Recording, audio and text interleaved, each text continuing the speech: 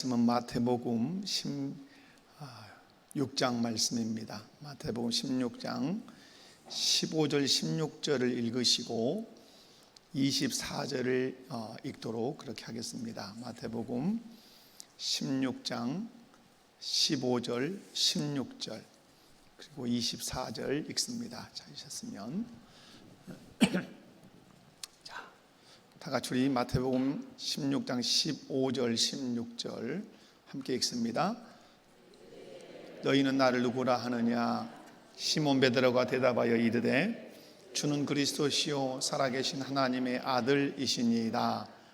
이에 예수께서 제자들에게 이르시되 누구든지 나를 따라오려거든 자기를 부인하고 자기 십자가를 지고 나를 따를 것이니라. 아멘. 하나님은 관계적 존재로 존재하십니다. 믿으시죠? 성부, 성자, 성령 삼위 하나님은 관계적 존재로 존재하시고 그런 하나님께서 우리를 또 관계적 존재로 지으셨습니다. 우리는 태어나면서 하나님과 관계를 맺습니다. 창조주와 피조물로서의 관계를 맺죠. 그것뿐만 아니라 우리가 태어나면 아버지와 어머니를 통해서 태어나기 때문에 아버지, 어머니와의 관계를 맺고 형제 간의 관계를 맺습니다. 그러므로 우리는 주님이 부르시는 그날까지, 아니 천국 가는 그날, 천국에서까지 끊임없이 우리는 어떤 존재로 삽니까? 관계적 존재로 삽니다. 그러므로 우리의 환경에서 가장 중요한 환경이 있다면 그것은 물리적인 환경이 아니라 관계적 환경이 가장 중요하다는 것입니다. 행복은 물리적인 아파트가 좋다거나 차량이 좋다거나 여기에서 행복이 올 수도 있지만은 조금은 어떤 행복에 대한 조건은 될 수는 있겠지만은 그게 성경이 말하는 진정한 행복은 아니죠. 진정한 행복은 어디에서 오는 것이죠? 관계에서 오는 것이죠. 관계의 좋음, 관계 사랑하고 존중하고 협력하는 관계를 유지하고 있는 그 공동체에 살 때 우리가 행복하다 이런 걸 갖는 것이죠. 근데 여러분 이제 모든 우리가 이제 관계를 맺을 때 지난 시간에 단추를 좀 열겠습니다. 지난 시간에 관계를 말할 때 관계는 어떻게 된다고 그랬어요? 관계는 맺어진 후에는 어떻게 발전해 가야 한다 그렇게 말씀을 드렸습니다. 그래서 제가 예를 아마 그렇게 드린 것 같아요. 어떤 한 청년과 한 남자 청년과 여자 청년이 만나서 결혼을 했어요. 관계가 맺어졌단 말이에요. 그럼 그 관계가 맺어졌다면 이 남자와 이 여자는 남편이 되고 아내가 되어서 그 관계가 점점 어떠해야 돼요? 발전해가요. 발전한다는 말을 다른 말로 좀 쓴다면 그 관계는 더 깊어져 가야 된다는 것이죠. 성숙해져 가야 된다 하는 것이죠. 모든 관계는 그래서 발전해 가야 합니다. 성숙해져 가야 돼요. 여러분이 우리 교회, 우리 목포교회 안에 이렇게 들어오시면 그때 관계가 딱 맺어지죠. 우리 목포교회라고 하는 유용교회와 관계가 맺어진단 말이에요. 그럼 그 관계 맺어짐으로 머물러 있으면 안 되죠. 이 교회 안에 들어와서 봉사하고 말씀의 은혜를 받고 성도들과 교제하고 그러면서 관계가 발전돼야 되죠. 성숙해져야 된단 말이에요. 그러면 모든 관계는 어떠해야 합니까? 발전해야 합니다. 모든 관계는 성숙해야 합니다. 여러분 남편으로 아내로 만나서 결혼을 했는데 처음에는 뜨겁게 그 신혼 생활을 이렇게 보내는 분들이 있어요. 그래 젊을 때까지. 그런데 점점 관계가 멀어지는 분들이 있어요. 그죠? 관계가 멀어진단 말. 그리고 부부 관계가 깨져버리는 데가 있어요. 거기는 관계가 발전하지 않고 도리어 관계가 퇴보하고 관계가 이제 깨지는 그런 결과가 되는 것이죠. 그래서 여러분, 그런데 이 관계가 발전하는데 가장 중요한 것이 뭐죠?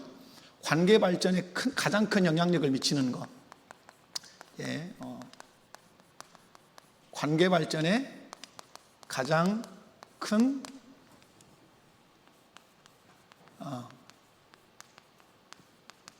영향력을 미치는 것이 뭐예요?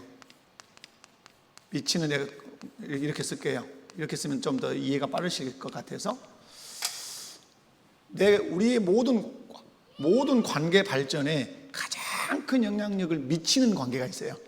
누구와의 관계예요, 그게? 그렇죠. 여러분이 대답을 잘 이제 해내셔야 돼요. 하나님과의 관계,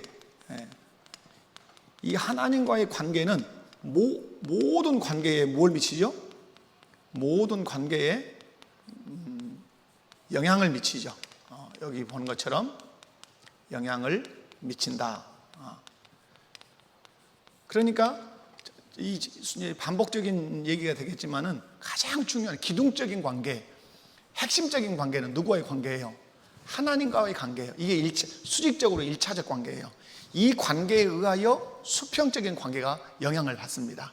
그러니까 제가 이정태라고 하는 남편이 장혜숙이라고 하는 아내와의 관계가 좋으냐 나쁘냐는 어떤 내 주머니에 물질이 있고 물리적인 환경이 좋아서 이 부부관계가 좋은 게 아니라 내가 믿는 하나님과 내가 어떤 관계를 맺고 있는가, 제 아내가 하나님과 어떤 관계를 맺고 있는가가 우리 둘의 관계에 영향을 미친다는 말이에요.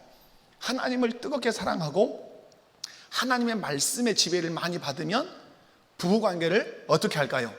하나님이 요구하시는 대로 남편에게 남편의 도리를 요구하시죠. 아내에게 아내의 도리를 요구하시죠. 그러면 내가 하나님을 사랑하기 때문에 나는 하나님의 요구대로 남편의 역할을 하고 제 아내는 하나님의 요구대로 아내의 역할을 하는 것이죠. 그럼 우리 둘의 관계는 하나님이 요구하시는 좋은 관계가 되는 것이죠. 그런데 우리가 신앙생활 하면서도 아주 놓치고 신앙생활을 해왔던 게 뭐냐면 이런 대목을 접근을 안 한다는 사실이에요. 왜 우리가 교회 안에서 직분을 부부가 받아가지고 중직자가 돼 있음에도 불구하고 집에 가면 그렇게 갈등이 많은가? 물질이 부족해서다고 말하고 서로 성격이 안 맞아서다고 그렇고, 여러분 그렇게 말하지만은 그러면 성격이 맞는 사람이 어디가 있대요? 이 세상에 나하고 성격이 딱 맞는다 있을까요 없을까요? 없습니다. 맞는 건 없어요. 맞는 건 없는 거예요. 어떠해야 가야 하는 거죠? 맞춰가야 되는 것이죠. 그래서 부부라고 하는 뜻이 뭐죠? 부부라는 뜻이 마주본다는 뜻이에요. 마주본다. 마주본다는 말은 서로 반대를 바라본다는 뜻이에요. 그러니까 맞겠어요, 안 맞겠어요? 같은 방향을 볼 것 같은데 마주본다 말. 짝이라는 말이, 여러분, 짝이라는 것이 같아야 짝이 돼요? 달라야 짝이 돼요? 달라야 짝이지. 오른손 장갑과 왼쪽 장갑은 달라야 한 짝이 되는 거예요. 남성과 여성 다르기 때문에 한 짝이 되는 거죠. 그러면 성적으로만 다르니까 한 짝입니까? 아니죠. 모든 것이 달라요. 힘도 다르고 성격도 다르고. 그러니까 이 다름이 조화를 이룰 수 있는 건 하나예요. 여러분, 우리가 화학 원소 기호 같은 데 이렇게 보면 수소 뭐 이렇게 그러면 다 떼어놓고 보면 지네들끼리는 원수 상극관계란 말이에요. 그런데 어떻게 해서 이게 수소가 되고 뭐 이렇게 되죠? 뭐 물이 된다는 것이 물이 되는 것은 어떻게 돼요? H2O라고 하는 것이 수소와 산소가 묶여서 되는 거잖아요. 얘네는 떼놓으면 얘네들은 상극이란 말이에요. 근데 왜 얘네들이 조화를 이루게 되죠? 하나님이 명령하신 거란 말이에요. 너 물 둘이 되라. 그래. 우리도 그러면 서로 다름에도 불구하고 조화를 이룰 수 있는 길은 우리 관계의 중심에 누가 서 계시면 되는 거예요? 하나님이 서 계시는 거예요. 그래서 여러분이 이제 신앙생활을 잘하는 길은 그거예요. 너와 나 사이에 늘 관계의 중심에 누구를 모셔야 되는 거죠? 하나님을 모셔야 되는 거란 말이에요. 그래서 여러분이 하나님과 관계가 모든 관계에 영향을 미치는 거예요. 그러니까 여러분 다른 얘기 할 것도 없어요. 제가 아내를 대하는 것이 내 신앙의 수준이에요. 집에서 여러분이 남편을 대하는 것이 여러분의 신앙의 수준이에요. 뭐 거짓말 할 것 아무것도 없어요. 아무리 교회에서 뭐 여러분 교회 올 때 머리를 파마를 어디 가서 뭐 10만 원짜리 파마를 하고 오고 뭐 밍크 코트를 앉아서 고상한 잠바로 이렇게 눈을 뜨고 앉아 계실지 몰라도 집에 가서 남편에게 함부로 말하고 집에 가서 아내에게 막 함부로 말한다면 교회 안에서 목사 아니라 목사 할아버지여도 그 사람의 믿음은 그것이고 하나님과 관계는 매우 미약한 것이에요. 아멘이십니까? 그래서 여러분이 하나님과의 관계가 모든 관계에 영향을 미쳐요. 그래서 여러분이 누구의 영향을 가장 많이 받으셔야 돼요? 그렇죠. 하나님의 영향, 하나님의 말씀의 영향을 가장 많이 받으셔야 돼요. 자, 그래서 관계는 반드시 이제 발전해야 된다. 그래서 이제 관계 발전에 세 가지 질문이 있다 그랬죠. 자, 저 한번 써볼까요? 관계 발전을 위한 몇 가지 질문?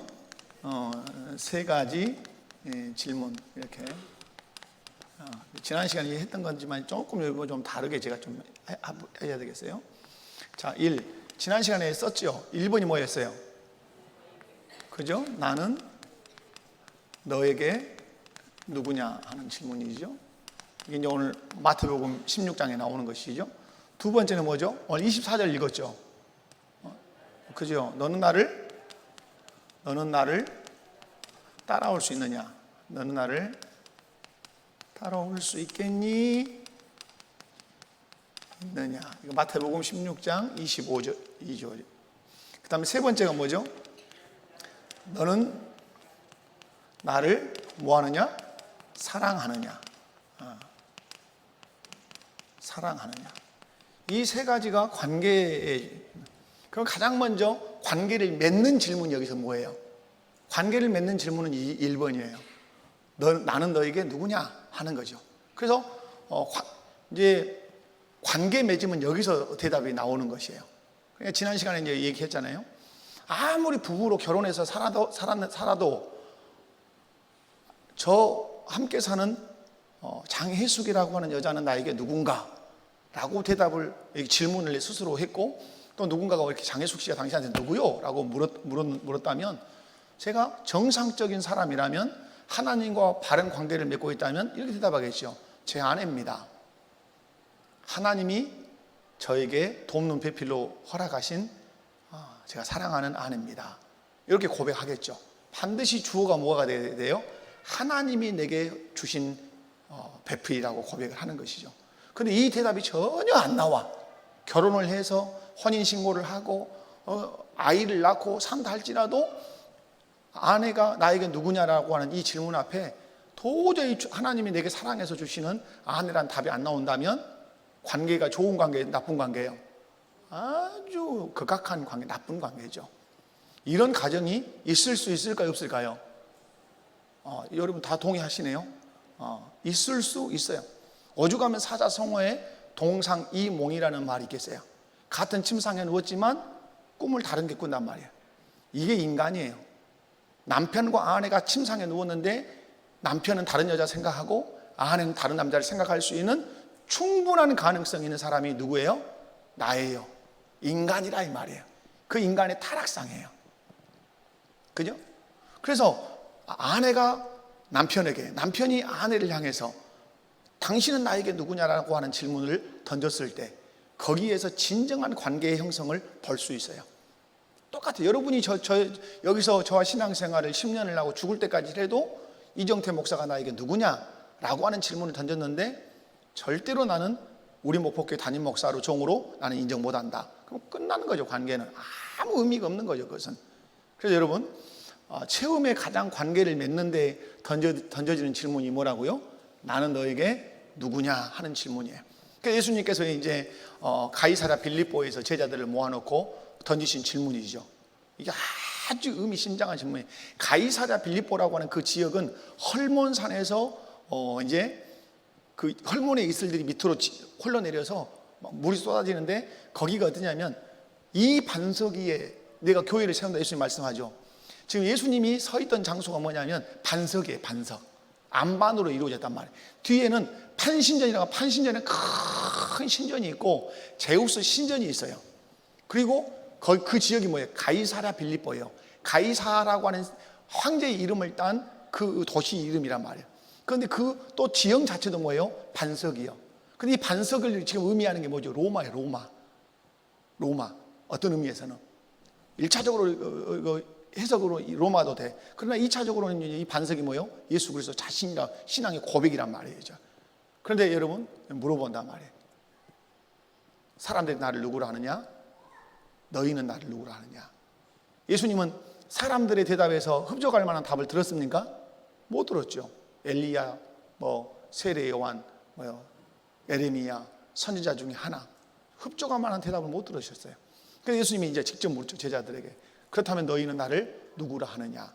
그때 베드로가 모든 제자를 대표해서 뿐만 아니라 모든 믿음의 사람들을 대표해서 예수님에 대해서 고백하죠. 다 같이 고백 시작. 그죠? 주는 그리스도시요 살아계신 하나님의 아들이십니다. 이렇게 대답했단 말. 자, 여러분, 예수님과의 관계를 확인하는 가장 먼저의 질문이 이거예요. 나는 너에게 누구냐? 예수님은 나에게 누구신가라고 하는 질문을 계속해서 하고 가셔야 돼요. 우리 김순공 원사님이 이제 하나님 부르실 날이 가까운 것 같다 해서 이제 갔는데 진짜 아무것도 못 드시고 이렇게 어렵게 되셨더라고. 그런데 얼마나 기억이 총하시고.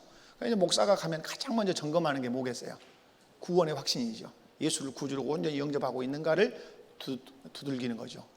그런데 분명해요. 너무 분명해. 예수님이 나의 구주라고 하는 이 사실, 내 천국에 가면 예수님과 영원히 산다는 이 사실을 분명히 자기 입으로 고백해낸단 말이에요. 이게 복이에요. 이게 복이에요. 예수님을 내 구주라고 끝까지 고백해내는 이게 큰 복이죠. 여러분이 바르고 건강한 신앙생활을 원한다면 정직하게 이 질문을 계속해서 던지셔야 돼요. 예수님이 나에게 누구냐? 베드로 대답했죠. 저는 그리스도시요 살아계신 하나님의 아들이다. 여러분, 그래서 신실한 그리스도인은 이 세상에 그 어떤 주인이 많아도 신실한 그리스도인은 예수님을 누구라고 고백하죠? 나의 주라고. 예수님만이 나의 누구라고? 주라고. 제가 지난 시간에 말씀드린 것 같은데 지금 예수님 당시에 이 제자들 12제자들을 모아놓고 던지시는 이 메시지 앞에 제자들 안에는 많은 주가 있어요. 노예로 산 사람은 자기 집주인이 주요. 그죠? 국가적으로 보면 크게는 국가적으로 보면 가이사 황제가 자기 주요. 그때 당시 가이사 황제가 주가 아니고 예수님을 주라고 하면 죽는 경우도 생겨. 그래서 뭐예요? 너희는 나를 누구라 하느냐 할 때 오직 누구만이 나의 주님이십니다. 예수님만이 나의 주인이십니다. 왕이십니다. 이 고백을 하는 것이죠. 그런데 여러분 여기서 이제 중요한 것들을 이제 조금 살필 수가 있죠. 예수님이 나의 주인이 되시려면 어떻게 해야 될까요? 자, 당시에는 로마 시대 때는 누가 주라고 고백을 했어야 돼요? 로마가 지금 로마 시대잖아요. 예수님 이때는 주가 누구예요? 주가. 이때 사람들이 주라고 고백하는 사람이 누구죠? 가이사. 쉽게 얘기하면 가이사 황제죠. 가이사 황제란 말이에요. 그죠? 가이사 황제. 이제 우리가 이것을 우리의 삶으로 오면 여러분 세상이 우리를 통치하죠. 그러면 세상의 주인은 누구죠? 세상의 주인, 세상의 왕은 누구죠? 사단이죠. 사단이요 마귀다 이 말이에요. 그러면 예수님을 누구로 고백해야 되죠? 예수님을 누구로 받아들여야 되죠? 예수님을 주로 고백하려면 해야 되는 일이 있죠. 예수님을 주로 고백하려면 예수님을 마음에 어떻게 해야 돼요? 영접해야 되죠. 예수님을 주로 고백하려면 예수님을 마음의 영접, 받아들임. 자, 반드시 예수님을 받아들여야 돼요. 이건 인격적 관계이기 때문에 그래요. 예수님을 내 마음으로 받아들여야 내가 주로 고백을 할 수 있어요. 그런데 받아들이지 않고도 고백할 수 있을까요? 없을까요? 나누면 할 수 있어요. 그런데 그래서 여러분 이 사람이 진실로 주로 고백하는 것이 마음에 예수님을 받아들이고 고백하는지 받아들이지 않고 고백하는지는 뭘로 승부가 나죠? 예수님의 말씀에 어떻게 반응하느냐로. 그러니까 여러분 간첩이 뭐예요? 간첩은 껍데기는 대한민국 국민이요. 그러나 속은 아주 새빨간 북한 계리군이요. 척할 수 있단 말이에요. 그러나 그 삶과 그가 무릎 꿇는 왕이 누군가를 엄밀히 따져보면 알 수 있단 말이에요. 그래서 여러분 예수님을 주로 고백하려면 반드시 마음에 누구를 영접해야 돼요? 예수님. 그럼 여러분 이제 중요한 것이 있어요. 우리의 마음에는 반드시 누가 있냐면 이 마음의 의자에는 무조건 왕이 있게 돼 있어요. 예수님을 믿기 이전에는 누가 왕으로 앉아 있어요? 사단이, 마귀가, 세상이 내 마음 중심의 의자에 탁 왕노릇을 해요. 왕노릇을. 그럼 여러분 지금 거듭나기 이전에 이 사람은 이런 상태겠지요. 누가 왕이에요? 이 쉽게 얘기하면 마귀가 왕으로 딱 마음에 앉아 있어요. 그럼 내가 지금 어떻게 해야 할 상황이 왔어요? 예수님을 나의 주님으로 받아들여야 하는 영역이 와요. 그러면 어떤 사건이 일어나야 돼요? 전쟁이 일어나야 되죠. 전쟁.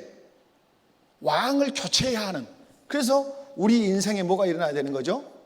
우리 인생에 큰 혁명이 일어나야 돼요. 인생의 혁명이. 무엇을 바꿔내는?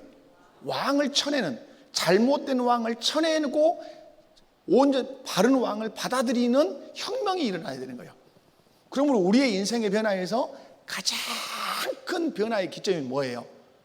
잘못된 왕을 내보내고 바르고 참되신 예수 그리스도를 나의 왕으로 받아들이는 그때가 내 인생에서는 가장 변화의 큰 때예요. 그러면 예수님을 마음에 영접하고 해서 내 마음의 왕으로 모셔드리려면 누구를 몰아내야 돼요? 잘못된 왕을 몰아내. 여러분, 이런 것이 어떤 의미냐면 출애굽이라고 하는 의미가 그런 의미잖아요. 하나님께서 자기 백성을 구원하십니다. 가나안 땅으로 인도하시죠. 그래서 6월절 그 절기 어린 양을 잡아서 문지방과 문설주에 다 바르잖아요. 그리고 구원받은 그들을 어디로 이끌고 오죠? 일단은 홍해 바다를 건너요. 히브리서에서는 그것을 세례라 그렇게 얘기해요. 세례 받았다. 그래서 시내산에 와요. 그리고 법을 받아서 어디로 옮겨갑니까? 시내산 언약, 또 모압 언약을 맺고 그리고 요단강을 건너서 가나안 땅으로 들어가죠. 이것이 하는 이 얘기가 뭐냐면 그냥 가나안에서 나왔다, 아니 애굽에서 나왔다 이런 개념만 생각하면 안 돼요. 잘못된 왕으로부터 벗어나는 것이에요. 그것이 출애굽이에요. 구원이 무엇입니까? 구원이 잘못된 왕으로부터 나오는 것이에요. 흑암의 권세에서 건짐을 받아 그의 사랑의 아들의 나라로 옮기셨으니.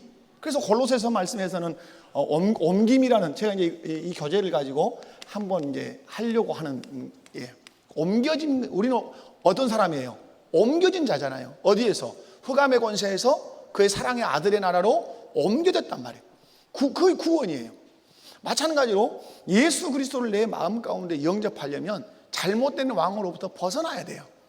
이 잘못된 왕을 거절해야 돼요. 마치 이스라엘 백성들이 애굽의 잘못된 왕인 바로 왕을 거절하고 나의 참된 왕을 하나님을 받아들이고 애굽을 도망쳐 나오듯이 나와야 되는 것이에요. 여러분이 진실로 예수 그리스도를 나의 구주로 받아들였다면 여러분은 마음의 중심에 잘못된 왕이 앉아 있어서는 안 돼요. 안 돼. 그래서 여러분이 내 마음 중심의 왕이 누군가 하는 사실을 잘 기억할 필요가 있습니다. 그래서 예수님이 나의 주가 되려면 반드시 누구를 영접해라? 예수님을 영접해. 그럼 영접은 무엇으로 합니까? 영접은 어떻게 해야 예수님 내 마음에 들어와요? 마음의 문을 열고 들어와야 되는데 들어오시는 방법은 딱 하나죠. 영접하는 자 곧 그 이름을 믿는 자예요. 예수님이 나의 죄를 위해서 십자가에 죽으시고 나를 의롭다 하시게 살아나셨다는 사실을 그대로 믿는 거예요. 그럼 우리는 믿으면 구원을 내가 받았는지 안 받았는지, 우리는 꼭 이런 말, 믿은 그날 잠자다가 천국에 한번 갔다 오면 이렇게 확인이 될 건데, 아니면 100만 보들 전류가 오듯이 따라락 흘려가지고 믿는 순간에 확인, 그런 건 아니죠. 여러분이 항상 예수님을 나의 구주로 믿었다. 그러면 이 믿음을 따라서 구원을 얻는다는 확신을 어디서 여러분이 확신을 받으셔야 돼요? 성경 말씀이죠. 왜 당신은 예수를 믿으면 구원을 받았다고, 내 마음에 예수님 오셨다는 확신을 어떻게 가질 수 있습니까? 라고 질문을 던지면 펼쳐내야 되죠. 무엇을? 성경 말씀을, 언약의 말씀을. 영접하는 자 곧 그 이름을 믿는 자들에게는 하나님의 자녀가 되는 권세를 주셨다고 약속했습니다. 나는 그 예수님을 영접했으니까 이 말씀이 내 구원의 보증입니다. 이렇게 고백해내는 것이요. 그러니까 항상 답을 어디서? 하나님의 말씀에, 그것이 하나님의 무엇이니까? 약속이니까 그렇다고 하는 사실이죠. 여러분, 이스라엘 백성들이 이제 그렇게 애굽에서 나와서 가나안 땅에 가는 것은 그냥 가나안 복지만을 향해서 간다는 개념보다는 또 어떤 개념도 들었다. 잘못된 왕으로부터 도망쳐 나오는, 그리고 새로운 왕에게로 가는 그런 사건이라는 사실도 기억을 하시기 바랍니다. 그리고 또 하나 이제 중요한, 아주 중요한, 우리의 이제 구원론을 다루는 아주 중요한 것인데요. 우리는 예수님께서 왜 십자가에 죽으셨습니까? 라고 얘기하면 제가 방금 말씀을 드렸죠. 또 우리가 고백을 하게 하죠. 제가 여러분, 예수님이 왜 십자가에서 죽으시고 예수님께서 십자가에서 죽으시고 왜 3일 만에 다시 살아나셨느냐 하는 것이죠. 이게 뭐죠? 십자가는 무엇과 관련이 있다 그랬어요? 십자가는 무엇과 관련이 있어요? 대답을 하시라. 십자가는 우리의 무엇과 관련이 있다? 죄와 관련이 있죠. 그럼 이 부활은 무엇과 관련이 있어요? 우리의 의로움과 관련이 있죠. 의. 십자가에서 우리의 죄의 옷을 벗기시고 3일 만에 다시 살아나셔서 우리를 의의 옷을 입히신 것이죠. 그러므로 십자가만 말하면 복음이 아니죠. 부활만 말해도 복음은 아니죠. 십자가와 부활을 다 말해야 복음이죠. 그래서 사도들이 정언한 것이 뭐예요? 부활의 복음이라고 했지만은 반드시 십자가와 부활이 두 개가 함께 있어야 진정한 복음이 되고 우리가 구원받는 도리가 된다는 사실이죠. 근데 여러분, 로마서 한번 찾아볼까요? 로마서 4장 25절을 한번 찾아봅니다. 자, 로마서 4장 25절.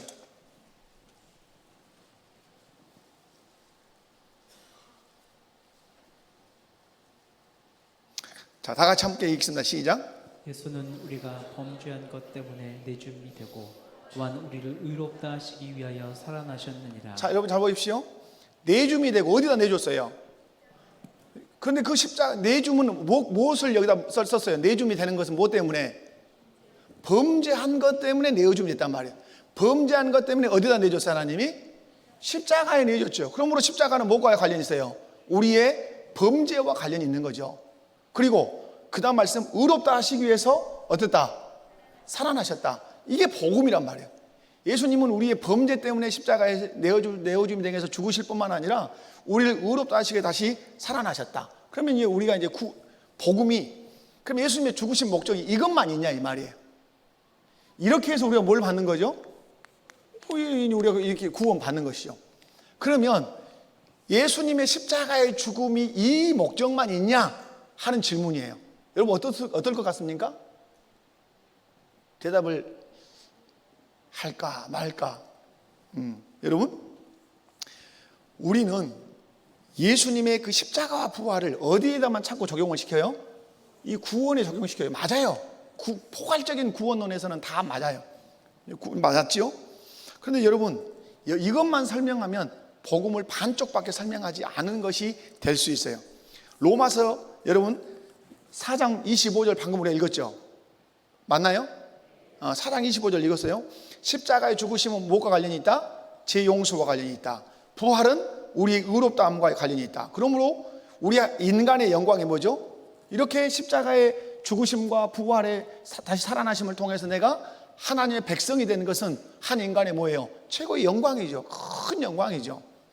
근데 여러분 찾아봐요. 여기서 멈추지 않아요. 이 말씀에서 멈추지 않는단 말이에요. 로마서 14장으로 가보겠습니다. 로마서 14장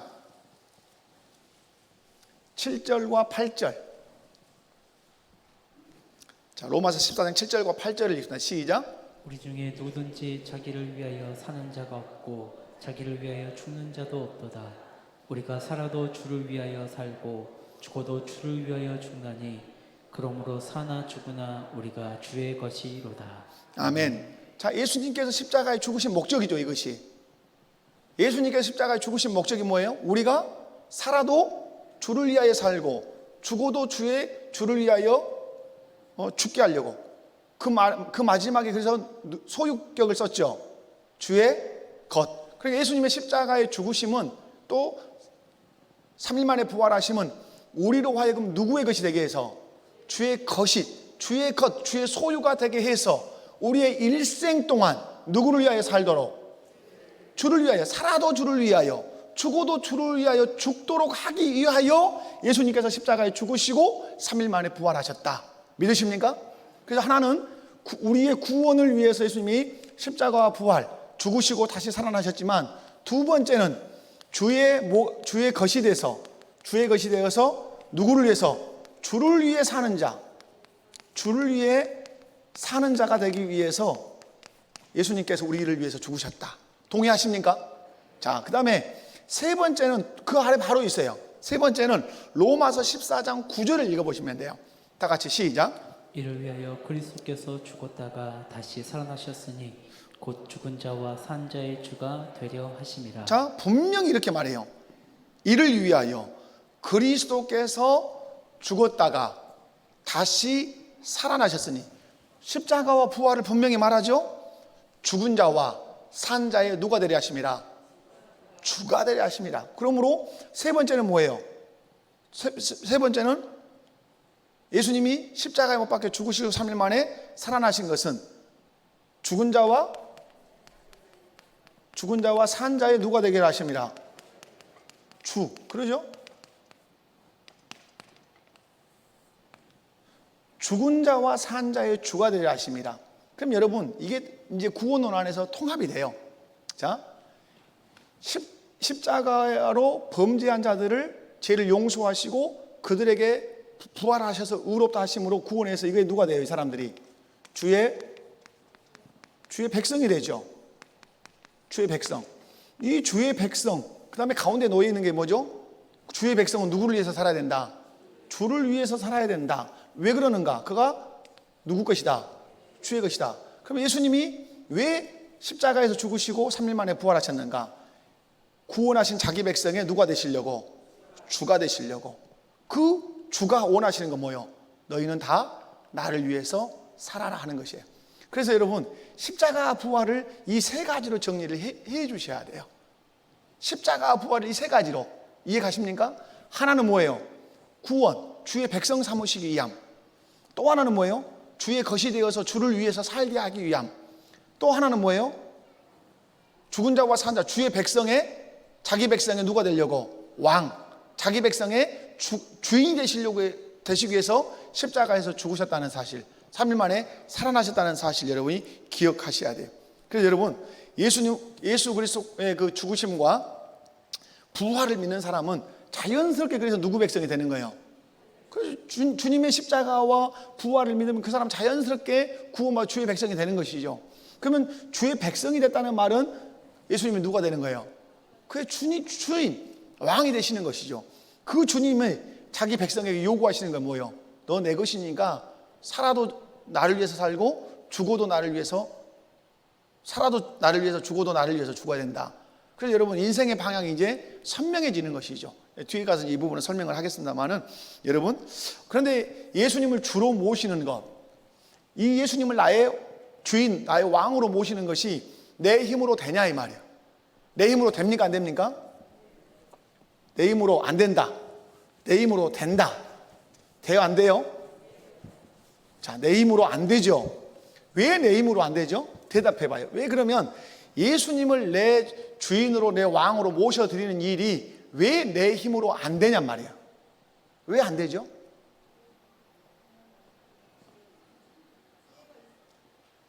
뭔 말인지 모르겠어 내가. 다 정답인 줄 알고. 여러분, 에베소서 한번 펴보실래요? 2장이에요. 에베소서 2장. 에베소서 2장 1절을 읽어보시면 여러분이 답을 알 수 있어요. 2장 1절 시작. 그는 허물과 죄로 죽었던 너희를 살리셨도다. 자, 여러분, 예수님을 믿는 것은 내 힘으로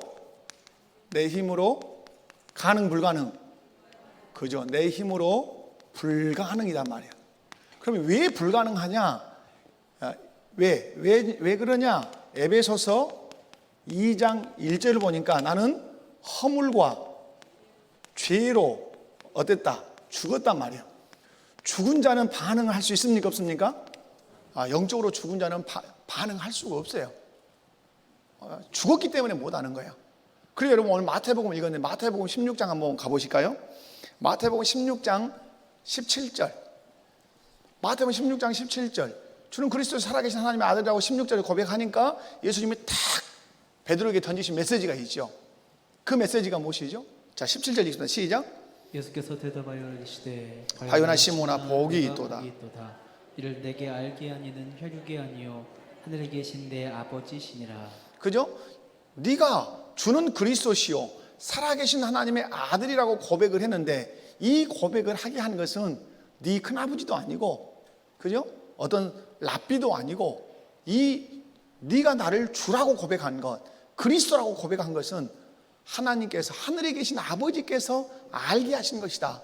그것이 무엇이다? 너의 복이다, 이 말이야. 이 세상에서 넓은 부동산을 가지고 있는 것이 복이 아니라 하나님의 은혜를 힘입어서 예수님을 알아본단 말이에요. 누구로? 주님으로. 원래 주라는 말은 헬라어에는 없어요. 당신이란 뜻이에요, 그냥. 그런데 그 당신이란 뜻이지만 주라고 번역해도 조금도 부족함이 없어요. 주라고 되어 있는 거예요. 그 당신은 그리스도시요. 그리스도가 우리의 누구니까? 주니까 주라고 거기다 번역을 한 거예요. 쉬라는 말을. 그래서 여러분, 주는 그리스도시요 살아계신 하나님의 아들이라고 알아보고 고백하게 하는 것은 철저하게 누가 주신 은혜예요? 하늘에 계신 아버지예요. 그러므로 저와 여러분이 누구로부터 은혜를 받은 사람입니까? 하나님으로부터 은혜를 받은 사람이죠. 예수님이 여기 서 계셔서 말씀한다면 여러분 그대들은 복받은 자로다 이렇게 말씀할 거란 말. 아멘이십니까? 옆에 분들 한번 손잡고 얘기나 해봅시다. 우리는 복받은 사람입니다. 아멘이십니까? 그 예수님을 주로 모시는 그 일이 내 힘으로 안 된단 말이에요. 하늘에 계신 아버지께서 은혜를 베푸셔야 돼. 왜? 나는 에베소서 2장 1절 말씀으로 의하면 나는 허물과 죄로 죽었어. 작동이 불가능해.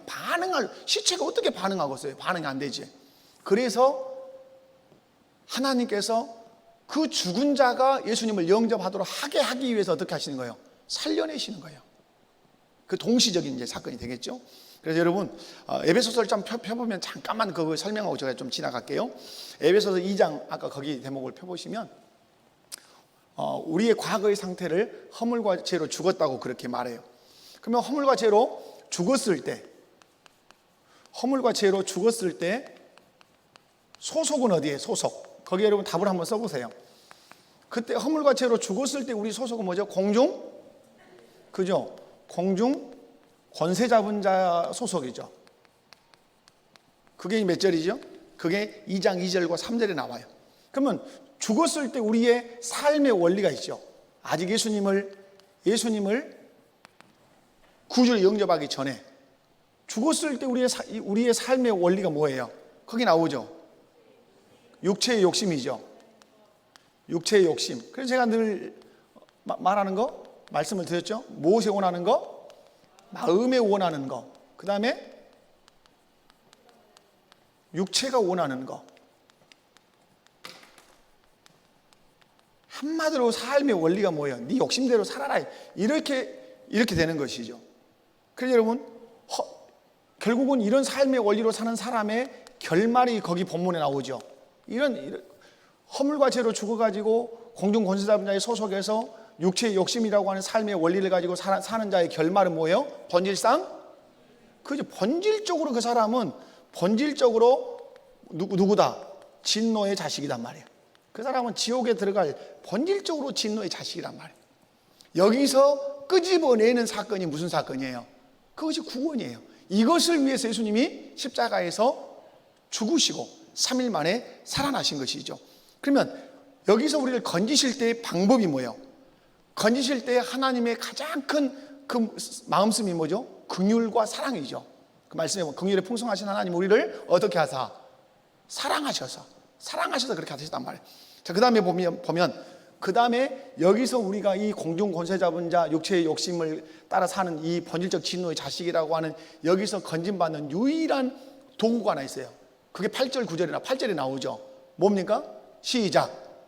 너희는 그 은혜에 은하여 믿음으로 말미암아 구원을 받았으니 이것은 너희에게서 난 것이 아니요 하나님의 선물이라. 행위에서 난 것이 아니니 이는 누구든지 자랑하지 못하게 함이라. 자, 여기서 건진받을 수 있는 유일한 게 뭐죠? 믿음이죠.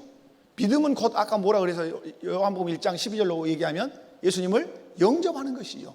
예수님을 영접해야만 이 진노의 자식에서 벗어날 수 있는 것이죠. 그래서 이 믿음은, 그런데 8절 9절에서 뭐라 그래요? 네가 갖고 싶어서 갖는 것이다? 아니라는 것이죠. 이 믿음은 하나님 너에게 주신 선물이에요. 아멘이십니까? 그래서 늘 강조하죠. 제가 강조. 알미니안 주의는 믿음이 줬다가 없다가 이렇게 말해요. 알미니안, 그러니까 교단적으로 보면 알미니안 교단이 있어요. 알미니안 교단. 그것은 인간에 의하여 구원이 결정되는 거야. 내가 믿을 수도 있고 안 믿을 수도 있고. 그 우리 개혁주의, 우리 장로교는 그렇게 말 안 해요.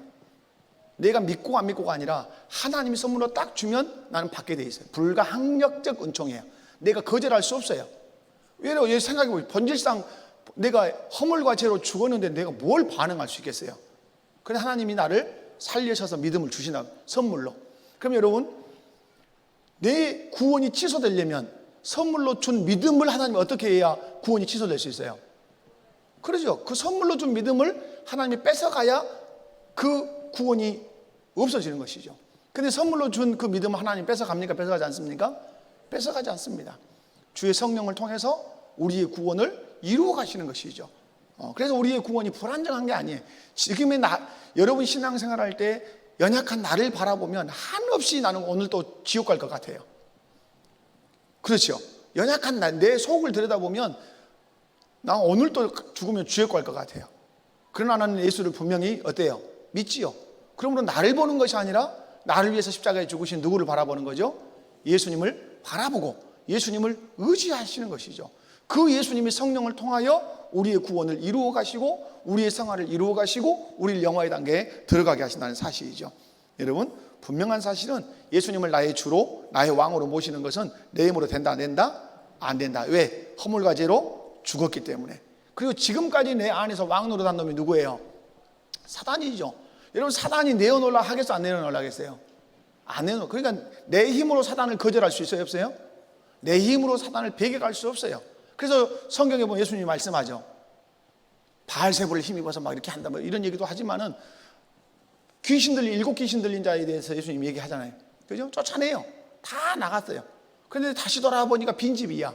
그래서 티가 이제 해서 막 일곱 귀신을 더 데리고 와서 이제 막 산단 말이에요. 그때 예수님이 하신 말씀이 뭐예요? 소재가 됐다면 진짜 왕을 받아들여야 되지 않겠냐. 강한 자를. 그리고 예수님이 이제 치유하시면서 귀신을 물리치는 사건을 하시면서 하신 얘기가 뭐예요? 강한 자를 결박한 후에야 누군가가 이걸 지배하지 않겠냐, 이런 말씀도 하시죠. 여러분, 나는 허물과 죄로 죽었기 때문에 예수님을 영접할 수도 없고 모셔들 수도 없고, 또 나를 지배하고 있는 사단 마귀가 나보다 훨씬 강하기 때문에 예수님을 마음에 영접할 수 없어요. 그래서 누가 그 일을 다 해주시는 거예요? 하나님께서 또 예수님을 통해서, 성령님을 통해서 그 일을 할 수 있다 해주신다.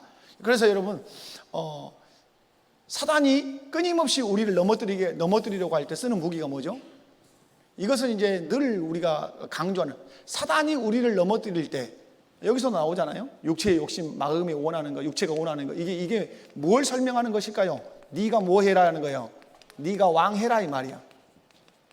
네가 왕이다 이 말이야. 네가 왕이다. 이것이 마귀가 주는 거예요. 창세기 3장에서 선악과를 따먹게 한 이 근본적인 그 핵심 메시지가 뭐예요? 네가 누구 되라? 네가 하나님 되라 이 말이야. 이 이슈는 끝까지 마귀가 갖고 와요. 언제까지? 예수님 재림하실 때까지. 그래서 마귀는 여러분에게 누구로 살게 하죠? 끊임없이 여러분을 왕으로 살게 해. 네가 왕해. 예수님 왕 안 해. 교회는 열심히 다니고 예수님이 왕 되지 말고 네가 왕해. 그거 뭐죠? 그것이 육체의 욕심을 따라서 사는 거예요. 육체의 욕심을 따라. 그래서 여러분이 예수님이 질문하시죠. 내가 너에게 누구냐라고 할 때 분명히 고백해야 돼요. 예수님 나의 누구라고 고백해야 돼요? 나의 주라고, 나의 왕이라고. 그렇다면 여러분, 예수님을 주로 왕으로 받아들이면 뭐가 바뀌어요? 아까 얘기한 것처럼 삶의 전체가 바뀌어요. 이것만 하고 이제 마치도록 하겠습니다. 자, 예수님을 주로 받아들이면, 내가 너에게 누구냐라고 했을 때 예수님 나의 주님이십니다. 그리고 나서 여러분 베드로의 삶을 추적해 가보면 베드로의 삶이 바뀝니까? 안 바뀝니까? 바뀌죠. 오순절을 기점으로 이제 바뀌는데요. 예수님을 누구로 받으면, 예수님을 왕으로 주인으로 모심. 그러면 삶 전반에, 내 삶 전반에 뭐가 일어나죠? 전반에 변화라는 게 일어나요. 변화. 그래서 궁극적 변화는 어디서부터 시작되는 거예요? 예수님을 내 마음에 받아들이는 순간부터 변화되는 거예요. 무엇부터 바뀌는 거예요? 내 마음 중심의 왕부터 바뀌는 거예요. 왕이 바뀌면 뭐가 바뀌죠? 왕. 그래서 예수님 예수님을 내 마음의 주인으로 영접하면 예수님이 나의 주인이 되면, 설명해 봅시다. 주인이 되면 나는 누가 돼요? 예수님 나의 주인이 되면 나는 누가 돼요? 종이 되죠, 종. 그러므로 예수님을 믿으면 그때부터 무슨 정신을 가지고 살아요? 종정신 가지고 살아요. 아담과 하와가 사단에게 넘어지면서 빼앗긴 정신이 무슨 정신이에요? 종정신이에요. 그러니까 마귀는 끊임없이 무슨 정신을 심어줘요? 왕정신. 네가 왕이야, 네가 대장이야, 계속 이걸 심어줘요.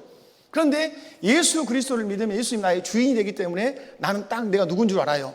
내가 종인 줄 알아요. 종의 자리에 딱 서 있는 것이 기쁨이요, 그리고 나의 주인 되신 예수님의 뜻대로 사는 것이 내 영광이요. 그럼 예수님을 나의 왕으로 받아들이면 내가 누구죠? 그분의 백성이 되는 거죠. 그러면 나는 내 삶의 원리는 뭐죠? 그분의 명령들이죠. 예수님의 명령들이 내 삶의 원리가 되는 것이죠. 그러니까 예수님을 주인으로 받아들이고 왕으로 받아들이면 내 삶의 포지션이 분명해진단 말이에요. 나는 예수님의 종으로, 예수님의 백성으로 산단 말이에요. 그 주인의 뜻대로 살아. 기도할 때도 하늘에서 뜻이 이루어진 것처럼 이 땅에서 뜻이 이루어지기를 원한다고 그렇게 기도해요. 그리고 예수님 나의 왕으로 받아들인 사람들은 그분의 백성인 것을 감사하고 영광을 알아. 그래서 예수님의 명령을 내 삶의 규범으로, 법으로 알고 살아요. 그래서 예수님께서 이렇게 말씀하신 거죠. 주여 주여 하는 자마다 하나님 나라에 들어간다, 못 들어간다? 못 들어간다. 누구만 들어간다? 아버지의 뜻대로 행하는 자라 들어간다. 여러분 여기서 보십시오. 아버지의 뜻대로 행한다는 말은 내가 누구라는 얘기예요? 예수님의 백성이라는 걸 증명하는 거예요. 아버지 뜻으로 살아가면서. 그러니까 주여 주여 하는 자마다 못 들어간다. 아버지 뜻대로 행하는 자만 들어간다. 그러니까 딱 나와서 하는 말들이, 내가 주의 이름으로 권능도 행하고 병든 자도 고치고 귀신도 내가 쫓았습니다. 물러가라, 나는 너희를 도무지 알지 못한다. 그들은 권능은 행했고 귀신은 내가 쫓았을지는 모르지만 예수님 왕으로 모시고 그분의 명령대로 살지 않았단 말이에요. 중요한 게 뭐예요? 왕으로 모셨다면 그분의 말씀이, 그분의 명령이 내 삶의 규범에 대해서 생활로 나타나야 되는데, 뭔가는 크게 뭐 사업도 하고 뭔가 뭐 지적도 나타내는 것 같지만 그게 안 될 때 주님이 상관없는 사람이라고 그렇게 말씀하신다, 이 말. 좀 말씀을 정리하겠습니다. 오늘 예수님께서 여러분에게 질문하십니다. 나는 너에게 누구냐? 이 질문이에요. 나는 너에게 계속 질문하고 계속 답해야 돼요.